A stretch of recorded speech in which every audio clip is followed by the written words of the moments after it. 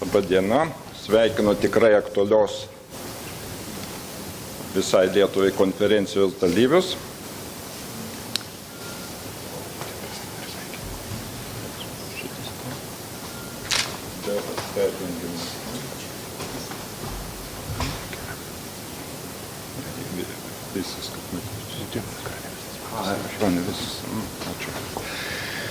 Taip, buvo paskelbta, kad Vilnius turi skaitmeninę viziją, iš tiesų vizijų pakankamai daug buvo sukurta ir kiekviena valdžia, kaip žinia, kūrė savo viziją, bet nebejotinai skaitmeninė statybos vizija aktuali mūsų visoms valdžioms.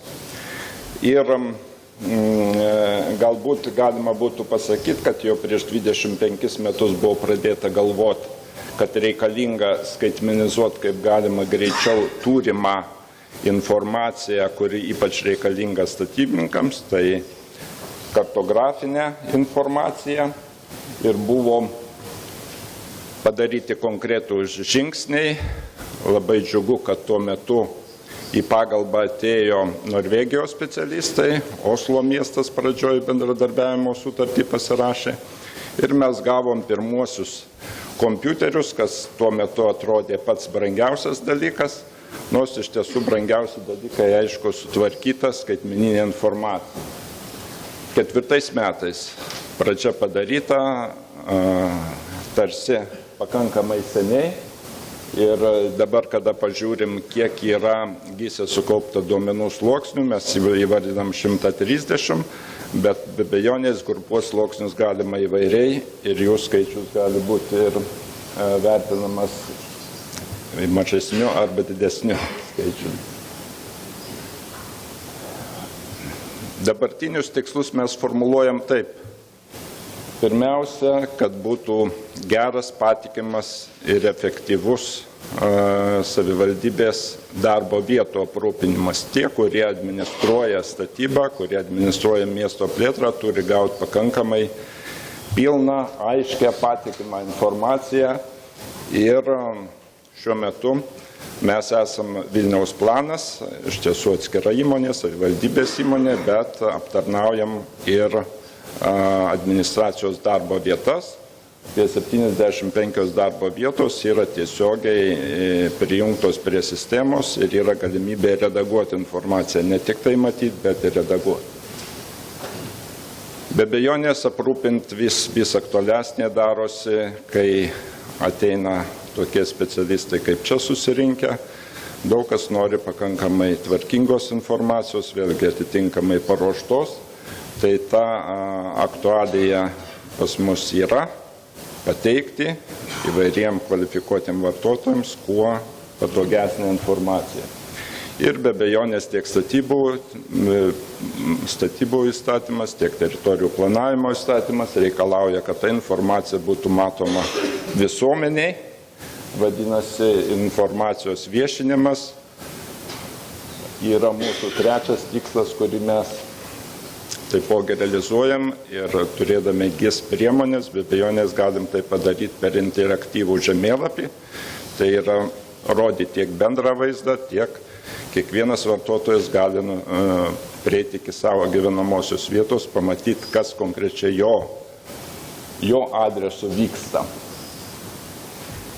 Pagrindinės grupės, kaip minėjau, sluoksnių yra gerokai daugiau, bet mes grupuojam į 3 pagrindinės grupės, kurios, sakykime, aktualios statybininkams, miesto plėtros specialistams. Tai didelio tikslumo topografinė duomenų bazė, įvardinėme mes KDB 500V, ir ji rengiama 500, 1 prie 500 mastelio tikslumo. Teritorinio planavimo duomenų kadastras, įvairiausi sprendimai. Čia be abejonės galima kalbėti, kad tai yra ir žemėvaldos kadastro duomenys, tai yra visa informacija, kuri susijusi su planavimu. Po truputį ir projektavimo duomenys, kaip toliau matysim. Ir pasekmės aplinkai, tai be abejonės triukšmas, oras, dirvožemio užterštumas ir panašus dalykai. Didelio tikslumo geografiniai duomenys, tai Vilniaus teritorija iš tiesų yra didelė, 400 kvadratinių kilometrų. Beveik visa jinai, beveik visa gal netikslu, apie 175 kvadratiniai kilometrai yra padengti minėto 500 tikslumo planšetėmis. Ir pagaliau artėjom prie pabaigos, bandom visą informaciją perkelti į skaitmeninę formą, nors lygiagrečiai dar yra ir vadinamas analoginis archyvas, jame 6000 planšečių ir dar 400 000 kortelių su informacija apie šulinius, tai yra vamzdinių komunikacijų informacija. Ir, kaip minėjau, ta mūsų moderni, nuolat atnaujinama topo inžinerinio duomenų bazė, kuri šiuo metu apima 186 kvadratinius kilometrus. Čia ištrauka iš duomenų bazės, mūsų savivaldybės pastatas. Į patį procesą bandom įjungti visus dalyvius, tai yra ir įmonės, kurios eksploatuoja inžinerinės komunikacijas, kad dalyvautų skaitmenizavimo ir atnaujinimo darbuose, ir geodezinės įmonės, kurios kaip taisyklė yra užsakomos konkrečių užsakovų, kurie jiems užsakoma atnaujinimai. Kaip matot, savivaldybė apie 40% finansuoja, inžinerinės įmonės administruojančios tinklus apie 40% ir geodezinės įmonės apie 20%. Čia bendras vaizdas Vilniaus miesto, praktiškai urbanizuota zona, baigiama, planuojam per 3 metus, jei išliks tas pats finansavimas, užbaigti procesą. Tai praktiškai 2D modelis, jei čia daugiau akcentas apie 3D, mūsų pirmas uždavinys pasiekti 2D pilną Vilniaus miesto vaizdą. Teritorijų planavimo kadastro duomenys. Čia be abejonės darbai pradėti kiek vėliau, apie 10 metų. 2002 metais pirmieji planai buvo skaitmenizuoti. Tai yra virtuali informacija su vėlgi pakankamai daug sprendinių. Tų sprendinių skaičiuojam apie 150 įvairių sluoksnelių, kurie įvedami, kurie svarbus kitiems planuotojams matyti ir be abejonės administruojant. Per metus skaičiuojam apie 140 brėžinių, skaitmenizuojam ir atsiranda Vilniaus mieste apie 1700 suplanuotų žemės sklypų, apie 1400 naujų reglamentų. Čia kaip pavyzdys, sakykime, sujungimas bendrojo plano, perėjimas prie žemėvaldinių projektų, kur vėl atsiranda galimybė administracijos darbuotojams šitą procesą sekti, galų gale reiškia pakankamai skaidriai matyti, kad nebūtų pažeidžiami aukštesni teritorijų planavimo dokumentai. Čia kaip pavyzdys, sakykime, gyvenamajame rajone, kur yra sklypų informacija ir reglamentų informacija.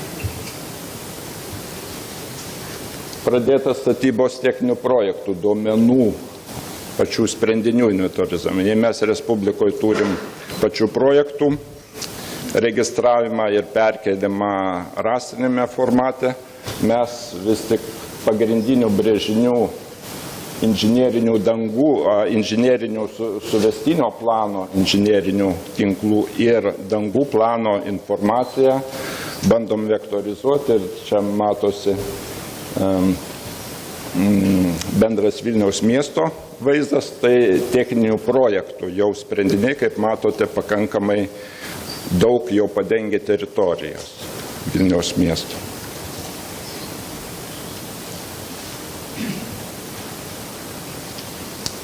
Dabar ką mato administracija? Pirmiausia, mūsų vartotojas be abejonės yra Vilniaus miesto administracijos darbuotojai.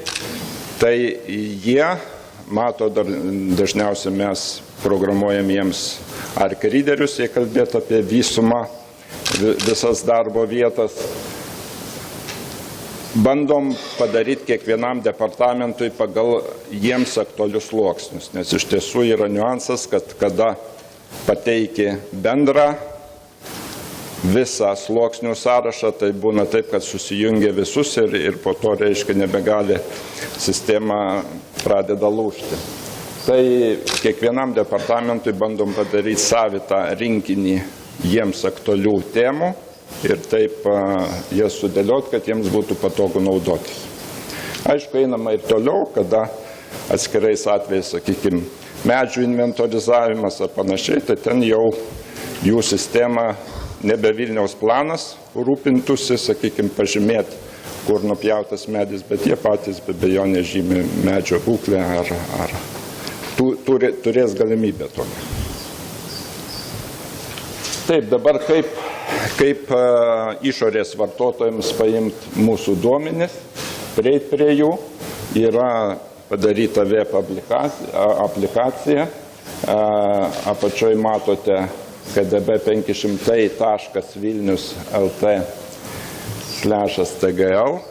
Kiekvienas galit kreiptis, registruojami vartotojai, yra be abejonės aptarnavimo mokestis ir galit apsibrėžti kiekvieną teritoriją, jums rūpimą teritoriją, aišku, nuo teritorijos dydžio priklausys ir kaina. Kaip taisyklė, daugiausia šita aplikacija naudojasi geodezinių įmonių darbuotojai. Ir jie išsipjovę šitoje vietoje, kaip sakyti, šitoje aplikacijoje apsibrėžę teritoriją, mums po kiek laiko pristato atnaujintą informaciją, toj atnaujinta informacija integruojama į bendrą sistemą ir mes turim nuolat atsinaujančią duomenų bazę. Trečioji grupė duomenų, kuri daugiau orientuota, sakykime, jau į vartotojus ir pakankamai nemažai vartotojų kreipiasi. Galim pasakyti, kad tikrai džiugu, kad pakankamai daug studentų naudojasi šitą duomenų bazę, ruošdami savo įvairiausius darbus, tai duomenys apie aplinkos kokybę. Kadangi pas mus yra bazinis žemėlapis, mums be abejonės ekonomiškiau yra padaryti bet kokį modeliavimą. Šiuo atveju, sakykime, surinkdami duomenys apie automobilių srautus, iškart turim informaciją modeliavimui tiek oro užterštumui, tiek, sakykime, triukšmui. Ir čia konkrečiai žiūrėti oro užterštumo modeliavimą irgi pakankamai nuosekliai jau turbūt jau antras dešimtmetis iš tiesų modeliuojam oro užterštumo sklaidą mieste. Aišku, ne tik transporto, apačioj matosi automobilių srautų žemėlapis, tai naudojam ir kitus duomenis, be abejonės, tai ir pramonės, ir rajonų šildymo, ir meteorologijos duomenis, tas, kas būtina, kad kiek galima tiksliau įvertinti užterštumo sklaidą. Triukšmo modeliavimas taipogi. Kaip žinia, jei naudot tiesioginį matavimą, gautųsi gerokai brangu. Čia mes vėlgi turim visą miestą, vėlgi naudojamės tą pačią mūsų sudarytą automobilių srautų duomenų bazę, kuri bene brangiausia yra atnaujinti, bet taipogi jungiam geležinkelius, oro transporto. Šiuo atveju Europos direktyva reikalauja daryti vėlgi visai miesto aglomeracijai žemėlapius. Ir papildomai atskirais atvejais daromi triukšmo poveikio skaičiavimus jau konkretiem projektams. Ir dar yra grupė duomenų aplinkos, tai susijęs su monitoringu, čia tiek požeminio vandens, tiek paviršinio vandens, tiek dirvožemio užterštumas ir uždarytų sąvartynų. Šitą informaciją, kad būtų patogiau naudotis, dėja Vilniaus puslapyje interaktyvų žemėlapį šiek tiek sunkiai veikia. Mes tiesiog padarėm atskirą žemėlapį, kaip matot, planas yra aplinka Vilnius LT atskirai, kad būtų patogiau galimybė matyti interaktyvius žemėlapius ir bendrą aplinkos situaciją. Reikia pasakyti, kad visuomenė gana neblogai naudojasi šito žemėlapiu. Nors kaip nebūtų keista, dėl, sakykime, triukšmo situacijos prie konkretaus namo, kada žmogus perka namą, kaip ir yra logika pasižiūrėti, koks bus triukšmas, koks yra triukšmas. Tai įdomi statistika, kad pernai metais kreipėsi 3 užsieniečiai ir 3 Vilniaus gyventojai. Tai yra 2 Prancūzijos piliečiai. Ir tai santykis toksai matosi, kad koleikas mūsų daliai gyventojų, sakykime, aplinkos kokybė nėra pats svarbiausias dalykas. Dėkoju uždėmesį. Galbūt klausimai. Sakykit, jūs kalbate apie GISO duomenis 2D, kaip suprantu. Praktiškai taip. 3D ar planuojat? Su 3D yra situacija kokia. Mes nekartą, kaip sakiau, vizijų turėjom ir nekartą buvom pradėję. Kada buvo geresnė Vilniaus savivaldybės finansinė situacija, buvo pradėta. Ir iš tiesų mes turim, kaip sakyt, pasidarę modeliuką Vilniaus centrinės dalies, pakankamai tikslus. Naujų rajonų periferijos yra žemesnio tikslumo 3D modelis, bet jo palaikymui ir tolesniai plėtrai dėja nebegavom užsakymo. Ir be abejonės su nauja valdžia mes šitą dalyką vėl bandysim aptarinėti ir tikimės galbūt galėsim pademonstruoti galimybės.